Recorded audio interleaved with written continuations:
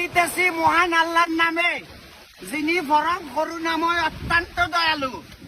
আমাদের নোয়াখালী এলাকায় আমার আডু পরিমাণ পানি আপনারা দেখতে পাইতেছেন। আপনারা দেখতে পাইতেছেন আমার আডু পর্যন্ত পানি। অনেক লোক হয়েছে, অনেক লোক স্কুলে আটকা পড়েছে, তাদের জন্য শুকনা খাবার অবশ্যই পাঠাবেন। আমাদের এলাকায় অনেক লোক আছে না খাইতে পারলে অজ্ঞান হয়ে যায়। দ্রুত গতিতে কিছু বিড়ি সিগারেট পাঠাইবেন। দেশের অবস্থা খুবই ভয়াবহ।